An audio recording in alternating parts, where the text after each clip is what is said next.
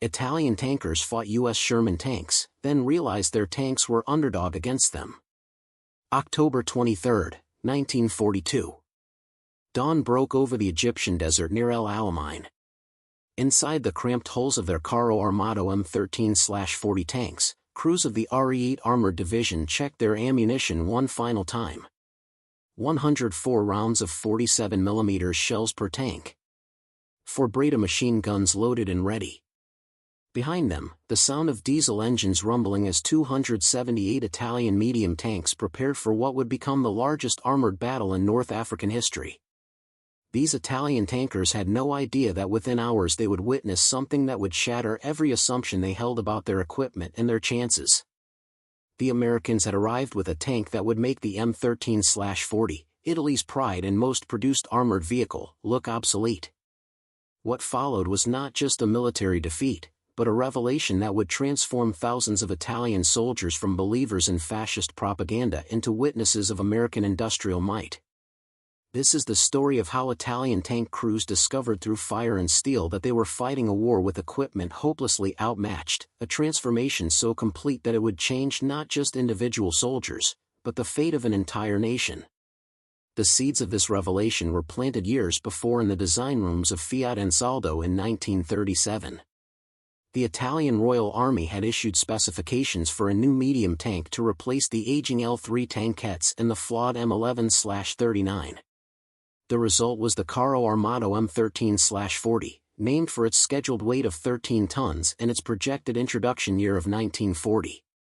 On paper, the M13/40 seemed formidable.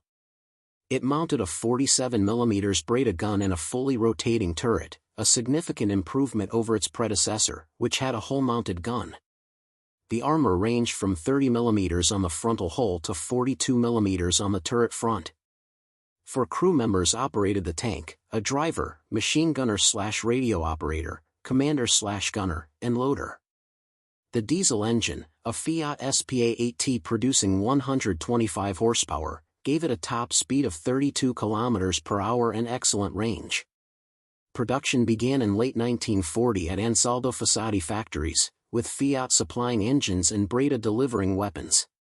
By December 1940, monthly production reached 60 to 70 tanks. Over 700 units of the M13/40 would roll off the assembly lines before production shifted to the improved M14/41 variant. In total, over 3,000 tanks would be built on this chassis or its derivatives, providing the bulk of Italian armored forces throughout the war. Italian tank commanders initially believed the M13/40 represented their entrance into modern armored warfare. The 47mm gun could penetrate British cruiser tanks at normal ranges. The armor protected against British 2-pounder guns. They felt ready to fight. But these tankers were about to learn a harsh lesson: modern war was not static. It was a race, and Italy had already fallen behind before the first shot was fired. The first M13/40 tanks arrived in North Africa in late 1940, equipping the Babbini Brigade. These crews received approximately 25 days of tank training before deployment, a fraction of what British or German crews received. Most units were hastily formed, lacking cohesion and experience. Many tanks initially lacked radios, forcing commanders to communicate through hand signals or by dismounting, a critical tactical disadvantage. The baptism of fire came in December 1940 during Operation Compass, a British offensive. At the Battle of Breda from January 3 to 5, 1941, Australian forces attacked Italian positions defended by M13/40 tanks. In 3 days of fighting, the Australians suffered 456 casualties. The Italians lost 40,000 men, including 2,000 killed, 3,000 wounded, and 36,000 captured. Italian tankers who survived Breda reported the confusion. Most vehicles had no radios. When British artillery opened fire, tanks could not coordinate responses. Tanks were destroyed before they could even engage the enemy. Those that did fire found their shells effective against British light tanks, but the crews were too few, too scattered, too unprepared. The problem was not entirely the tank itself. In early 1941, the M13/40's main gun could penetrate most British cruiser tanks at normal combat ranges. Its armor was comparable to opponents like the British Crusader. The design was conventional but adequate for its time. The true weakness lay in training, doctrine, and support. Italian tank crews lacked proper instruction in combined arms tactics. Recovery vehicles were virtually non-existent, meaning disabled tanks were often abandoned. Maintenance in the harsh desert environment overwhelmed undertrained mechanics. Supply lines stretched thin across hundreds of miles of African coastline. By April 1941, when the German Afrika Korps arrived in force, the Italians fielded approximately 240 M13 and M14 tanks in first-line service. These crews had learned hard lessons from the early defeats. Training improved. New tank training centers opened in Italy. Crews became more proficient. Radios became standard equipment. Italian tankers learned to work with German units. They could fight. And fight they did. At the First Battle of Bir el Gubi on November 19, 1941, Italian M13/40 tanks from the Ariete Division engaged British armor in a day-long battle. The engagement demonstrated that improved Italian crews could hold their own against British Crusader tanks armed with 2-pounder 40mm guns. Both tanks were vulnerable to each other's weapons. Both had weaknesses and strengths.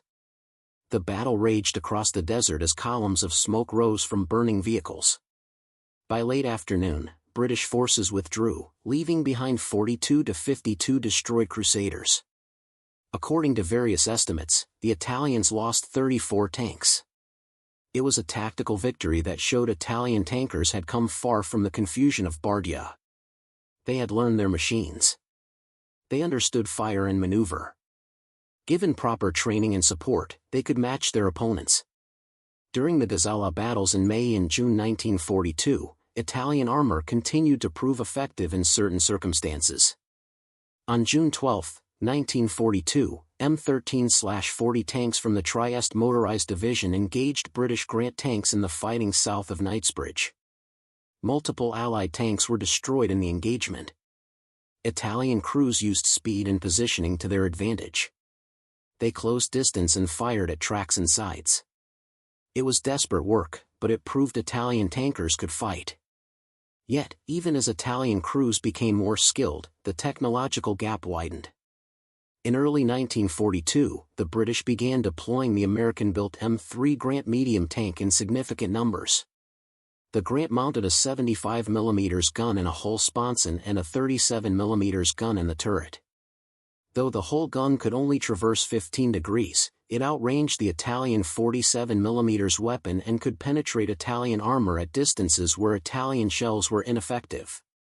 The M13/40's weaknesses became more apparent with each passing month. The riveted construction meant that when shells struck the armor, even without penetrating, the rivets could become deadly projectiles inside the crew compartment. The bolted hull plates had a tendency to crack under stress. The two-man turret forced the commander to act as both gunner and tactical leader, slowing reaction times. The engine, though reliable, was underpowered for the tank's weight, especially when crews added sandbags or spare track links for extra protection. Tank crews recognized these problems. Many attempted to improve their vehicle's protection by piling sandbags on the glacis plate or welding additional track links to vulnerable areas. But these modifications made the already slow tanks even slower and increased breakdowns from overtaxed engines and transmissions. Italian commanders discouraged the practice, but desperate crews continued it anyway. The Italian army recognized the firepower problem. Beginning in 1942, each tank battalion included at least one company equipped with Semavent 75/18 self-propelled guns. These turretless vehicles mounted a 75mm howitzer on the M13/40 chassis and could fire shaped-charge high-explosive anti-tank shells capable of penetrating Allied armor. They provided crucial fire support that helped offset the medium tank's weaknesses. But the Semaventis were not tanks. They could not engage in mobile tank combat like the M13/40s, and there were never enough of them. Then came October 1942 and the Second Battle of El Alamein. Lieutenant General Bernard Montgomery's British Eighth Army had spent months building up for a massive offensive. 3 armored divisions, including the famed Desert Rats, prepared to smash through Axis lines. The British assembled 1,000 tanks for the battle, including new Crusader Mark III tanks with powerful 6-pounder guns and Churchill infantry tanks with heavy armor. And they brought something else. Something Italian tankers had heard rumors about but never seen: American M4 Sherman medium tanks. 252 Shermans were operational at the start of the offensive, equipping multiple British armored brigades. This was the Sherman's combat debut in North Africa. Field Marshal Erwin Rommel's Panzer Army Africa, which included German and Italian forces, deployed approximately 540 tanks to defend. Of these, 278 were Italian M13/40 and M14/41 variants. Another 20 were Italian L640 light tanks. The Italian armor formed more than half of the Axis tank force. Italian tank crews took position in the southern sector of the 40-mile Alamein line. Around them, other Italian tanks dug in behind the extensive minefields Rommel had laid. 450,000 mines, twisted with barbed wire and covered by anti-tank guns, formed the Devil's Gardens that were supposed to slow the British advance. On the night of October 23, Allied artillery opened fire. 900 guns hurled shells across the desert in a bombardment that shook the earth. The barrage lasted for hours, a tempest of high explosive and shrapnel designed to destroy, demoralize, and confuse. When the guns fell silent just before dawn, the infantry assault began. British and Commonwealth troops advanced through the minefields, engineers clearing paths for the armor to follow. On the second day, the tanks came. Italian crews saw them through their commander periscopes as the sun climbed above the horizon, shapes in the distance, moving through the dust and smoke, too many to count. Commanders called out ranges and targets as they had practiced countless times. The main guns swiveled, tracking the approaching armor. Then they got their first clear look at a Sherman. It was larger than expected, taller. The hull seemed to slope at angles that would deflect shells. Even at over a kilometer away, crews could see the long barrel of the 75mm gun, much larger than their own weapon. The Sherman moved with what seemed like casual confidence, not the desperate rushing of tanks under fire, but the measured advance of a predator that knew its prey was outmatched. The M4 Sherman medium tank represented everything the M13/40 was not. Where the Italian tank weighed 14 tons, the Sherman weighed 31 tons. The Italian tank had 30 to 42 millimeters of armor. The Sherman had 51 to 64 millimeters of frontal hull armor, heavily sloped for better deflection, and 76 millimeters on the turret front. The Italian main gun could penetrate 88 millimeters of armor at 100 meters using Spanish Civil War-era test data, though this dropped significantly against sloped armor. Against the Sherman's sloped frontal armor, Italian shells had little chance of penetration except at point-blank range. The crews could only hope to penetrate a Sherman from the sides or rear, or by hitting the tracks and suspension. The Sherman's 75mm M3 gun, in contrast, could penetrate 88 millimeters of vertical armor at 100 meters and 73 millimeters at 1,000 meters. Against the M13/40's thin, unsloped, riveted armor, these shells were devastating. The Sherman could destroy an Italian medium tank from the front at any combat range. Worse still, the Sherman was faster, more reliable, and easier to maintain. Its Continental radial engine produced 400 horsepower, more than 3 times the Italian tank's output, giving it superior acceleration and cross-country performance. The 5-man crew was properly distributed, with a dedicated commander freed from gunnery duties. Communication systems were excellent. The suspension handled rough terrain better. Ammunition storage was better protected. In every measurable category except perhaps fuel consumption, the Sherman was superior. The first engagements with Sherman tanks lasted only minutes for most Italian crews. Tanks in hull-down positions, hoping to ambush Allied armor as it advanced, discovered the Shermans would not oblige. The American and British crews halted at 1,500 meters, well outside effective range for the Italian guns, and began firing. They had excellent optics and training. They took their time, picking targets methodically. Sherman rounds penetrated Italian turret fronts and hulls. Tanks exploded as ammunition detonated. Others caught fire. When shells struck without fully penetrating, the riveted construction proved deadly. Rivets sheared off and became shrapnel inside crew compartments, killing and wounding men even when armor held. Italian crews ordered their drivers to reverse to get behind better cover, but the Shermans used their superior range, armor, and mobility to dictate the terms of engagement. This pattern repeated across the battlefield. Italian crews fought with desperate courage, trying to close range where their guns might be effective. But the Shermans stayed at distance, used hull-down positions, coordinated with infantry and artillery. When Italian tanks did manage to close range, often through clever use of terrain or nighttime maneuvers, they discovered another problem: even successful hits on Sherman frontal armor often failed to penetrate. The sloped armor and face-hardened plates deflected shells that would have destroyed an M13/40. Italian tankers were reduced to aiming for tracks, trying to immobilize their opponents, hoping that infantry anti-tank guns or German tanks could finish what they started. Every engagement became about survival, not combat. Crews learned to run, to hide, to pray that they would not face the Shermans directly. The Second Battle of El Alamein raged for 13 days, from October 23 to November 11. Montgomery's forces broke through the Axis lines in the north, forcing a general retreat. The Ariete and Littorio armored divisions fought desperate rearguard actions, sacrificing themselves to cover the withdrawal of German forces. Tank after tank was left burning in the desert as Italian armor died to buy time. By November 11, when the battle ended, the Axis forces had been decisively defeated. The Eighth Army lost approximately 500 tanks during the battle, but most were reparable.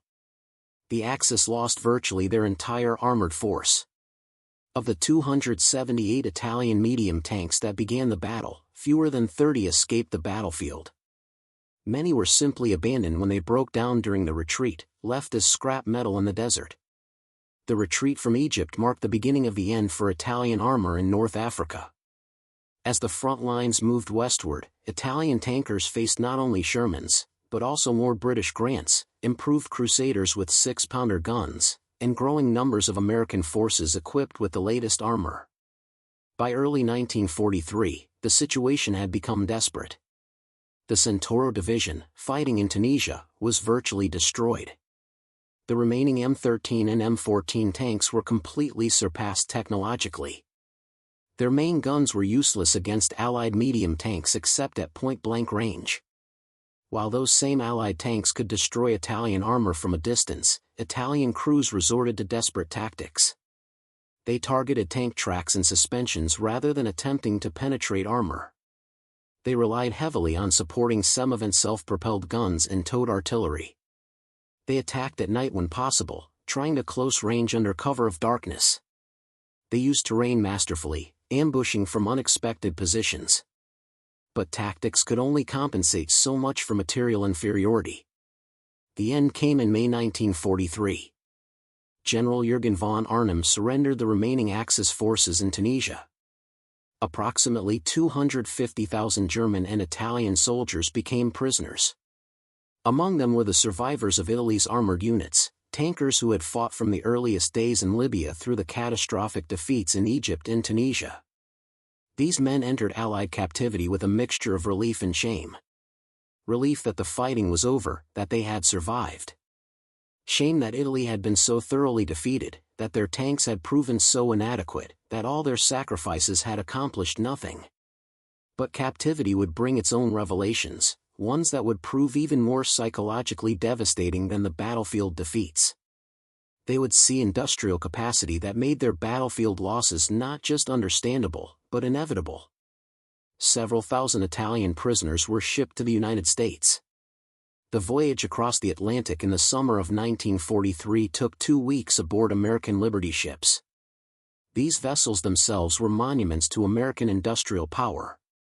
The famous SS Robert E. Peary had been launched after just 4 days, 15 hours, and 29 minutes of construction at Kaiser Shipyards in Richmond, California, in November 1942.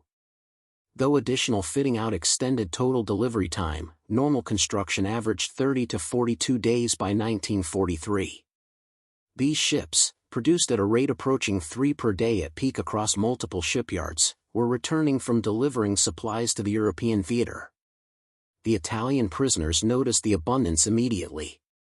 American sailors ate meals that included fresh meat, vegetables, white bread, and milk. The waste shocked the Italians. Sailors threw away half-eaten food, leftover bread, excess portions. Things that would have been treasured in Italy were discarded without thought because the supply seemed endless. The American crew ate better than Italian officers. They complained about the food quality while eating steaks and fresh fruit. They threw away in one day what Italian families would consider a month's ration. When the ships approached the American coast and docked at Norfolk, Virginia, in August 1943, the prisoners received their first view of American industrial infrastructure. The naval base sprawled across thousands of acres. Dozens of ships loaded and unloaded simultaneously. Electric cranes lifted cargo that would have required gangs of laborers in Italy. The port operated 24 hours, ablaze with electric lights, even at night. Former factory workers from Italian industrial cities counted dozens of cargo ships in various stages of loading. They noted in letters home that each crane moved more material in an hour than Italian dock workers could handle in a day. Everything ran on electricity. Everything was mechanized. Everything was efficient on a scale that seemed impossible. The prisoners were loaded onto trains for transport inland. Not boxcars, but passenger coaches with padded seats. The journey from Norfolk to prison camps in the American interior would take several days, passing through Virginia, the Carolinas, Tennessee, and into Texas and Oklahoma. Along the way, Italian prisoners pressed their faces against windows, witnessing an America that contradicted everything fascist propaganda had told them. Every small town blazed with electric lights. Shops had illuminated windows displaying goods. Houses had lights in multiple rooms. Factories ran night shifts, their parking lots full of workers' automobiles. Automobiles. Hundreds of them. Thousands of them. In Italy, private car ownership was a privilege of the wealthy. Here, ordinary workers drove to their jobs.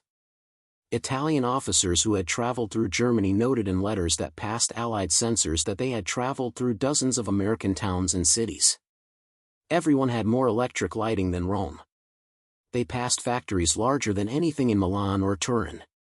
At midnight, they saw parking lots full of cars belonging to workers on the night shift. Workers owned cars. In America, workers owned cars.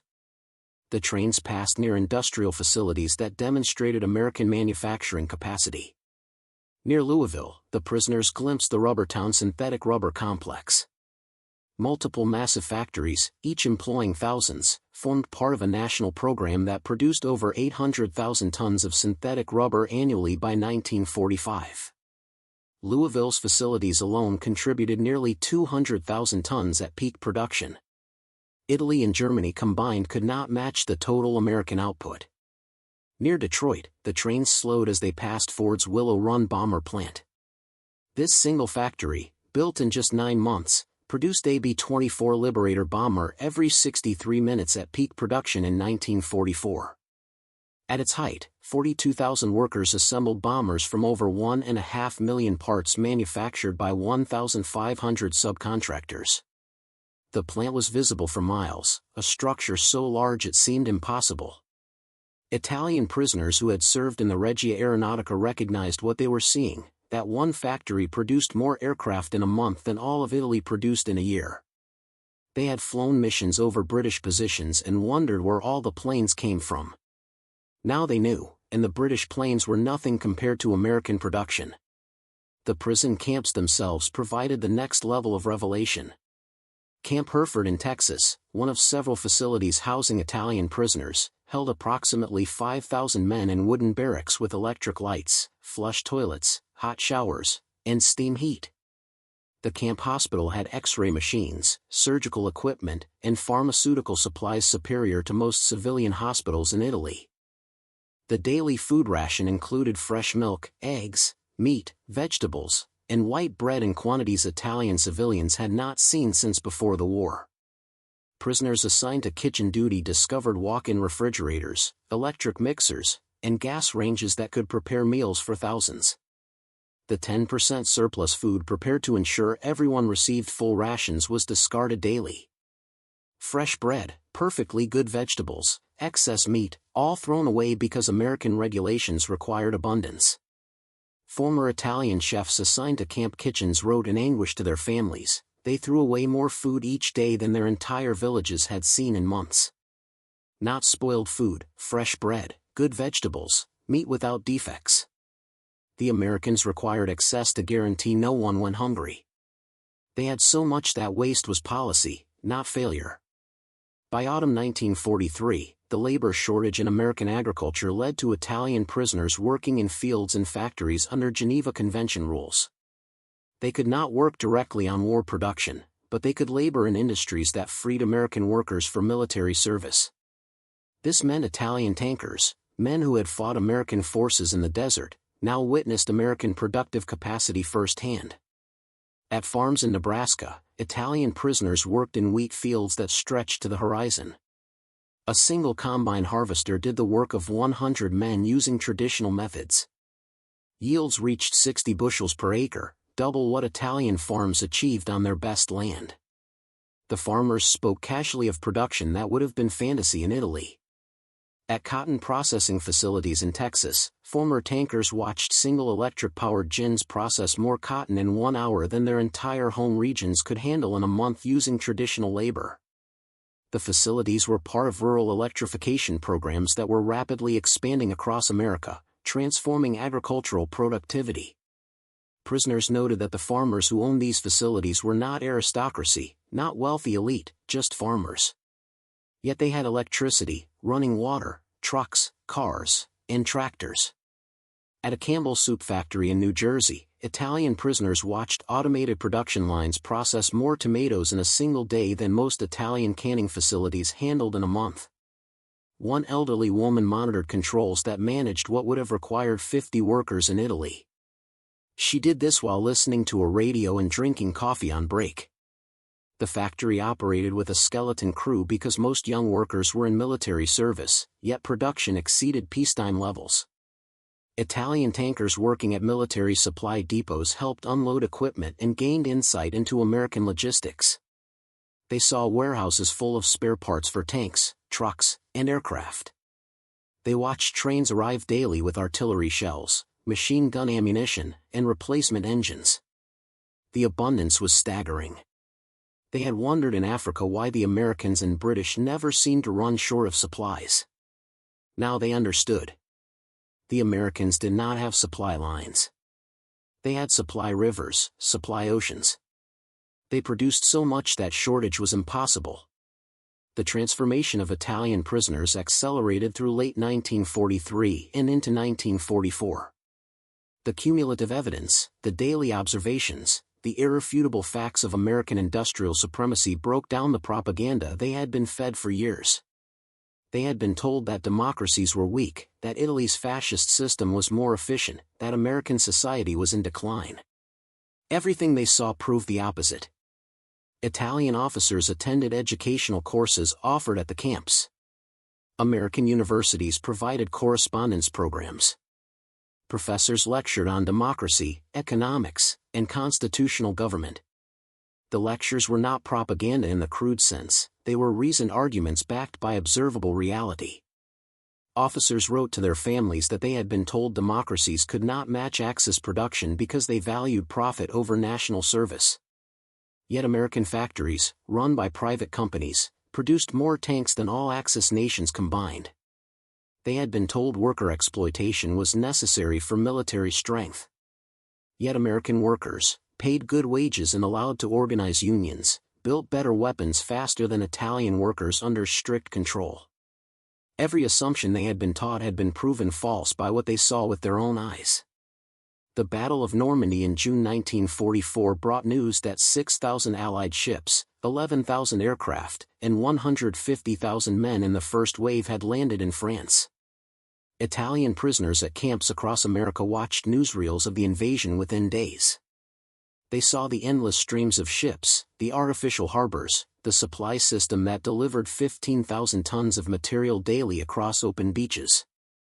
Officers watching the newsreels turned to their fellow prisoners and admitted what had become obvious: Italy had challenged this industrial power with Fiat trucks and M13 tanks that broke down in the desert.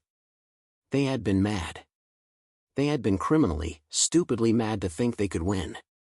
Throughout their captivity, Italian prisoners experienced something unexpected: American humanity. Despite propaganda depicting Americans as ruthless and vengeful, prisoners discovered a people who separated the Italian soldiers from the fascist regime.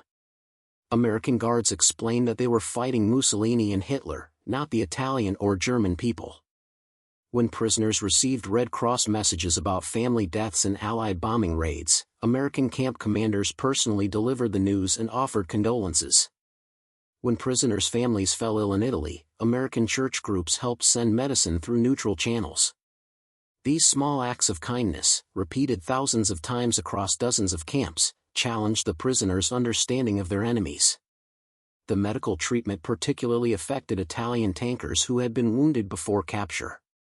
Tank injuries were often severe: burns, shrapnel wounds, and crushing trauma. American military hospitals provided care that exceeded what German or Italian facilities offered. Penicillin, the miracle drug, was used freely, even on prisoners. Italian medical officers who worked in camp hospitals later testified that they used advanced medicine without hesitation on enemy prisoners. Soldiers who would have died from infected wounds in Italian hospitals recovered because Americans gave them penicillin. After Italy's armistice with the Allies on September 8, 1943, approximately 90% of Italian prisoners, around 45,000 men, agreed to cooperate with the Allied war effort. These men were organized into Italian service units, given better quarters, American uniforms with special insignia, increased freedoms, and opportunities to interact with Italian-American communities. They worked in ports, supply depots, and support roles, freeing American soldiers for combat. The remaining 10% who maintained fascist allegiance were separated into facilities like Camp Hereford, where they received standard POW treatment under Geneva Convention rules.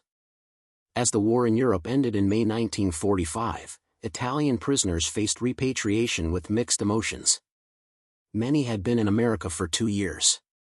They had eaten better as prisoners than as soldiers. They had been treated with dignity by enemies who had defeated them. They had witnessed a society that worked, that produced abundance, that proved democracy could function. The last months of captivity were spent preparing for return. American authorities provided vocational training, agricultural education, and political instruction about democratic governance.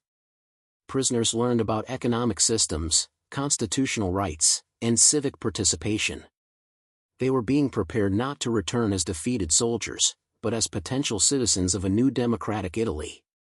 Between 1945 and 1947, tens of thousands of Italian prisoners returned to Italy. The country they found was destroyed, cities bombed, infrastructure ruined, economy collapsed. The fascist government that had sent them to war was gone, replaced by fragile democratic institutions. But these returning prisoners brought something valuable: knowledge of how a democratic industrial society functioned. They had seen efficiency without tyranny. They had witnessed prosperity without conquest. They had learned that strength came from freedom, not control. The Italian economic miracle of the 1950s and 1960s was built partly on knowledge gained in American prison camps and on American Marshall Plan aid. Former prisoners brought American methods to Italian industry. They implemented agricultural techniques learned on American farms.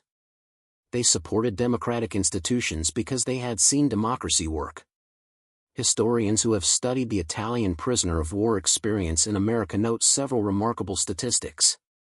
Of the tens of thousands of Italian prisoners held in the United States, fewer than 1% attempted escape. Post-war surveys showed that 95% rated their treatment as good or excellent. Thousands maintained correspondence with American families for decades after the war. Many immigrated to America in the 1950s and 1960s. The technical specifications tell part of the story. The M13/40 weighed 14 tons with 30 to 42 mm of armor and a 47 mm gun. The Sherman weighed 31 tons with 51 to 64 mm of frontal hull armor, heavily sloped, and 76 mm on the turret front. The Sherman's engine produced 400 horsepower compared to the M13's 125. Both guns could penetrate approximately 73 to 88 mm of vertical armor at 1,000 meters, but the Sherman's sloped armor made it effectively much thicker. But the deeper story is about systems, not just machines. Italy produced approximately 3,000 tanks on the M13/40 chassis and its variants during the entire war.